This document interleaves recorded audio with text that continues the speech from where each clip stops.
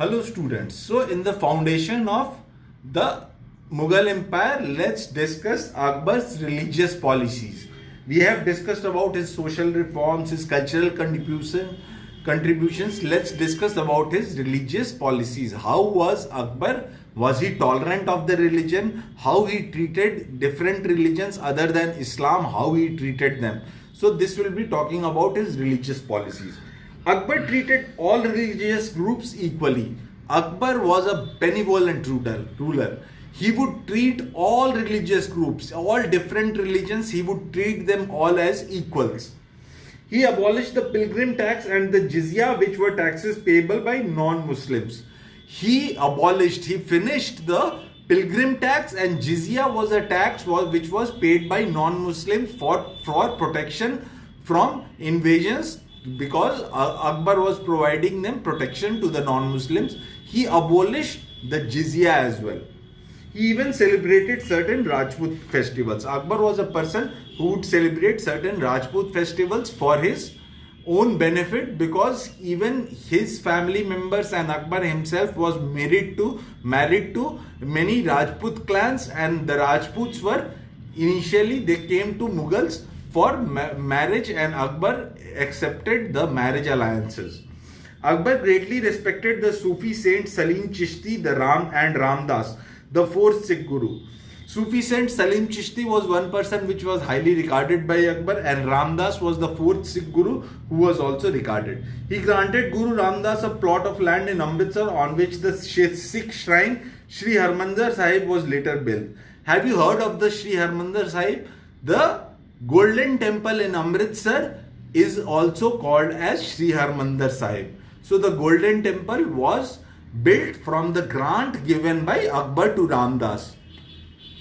The Adi Granth, later known as Guru Granth Sahib, was compiled by the fifth Guru Arjun or during Akbar's reign. So Adi Granth was during Akbar's time. The Adi Granth, Guru Granth Sahib, which was compiled by Guru Arjun, was during Akbar's time. This was written during Akbar's time. Akbar built a hall called the Ibadat Khana at Fatehpur Sikri. Here scholars of all religions met for free and open religious discussions. Akbar tried to combine the good points of all religions into a single faith called Deen Ilahi, divine faith.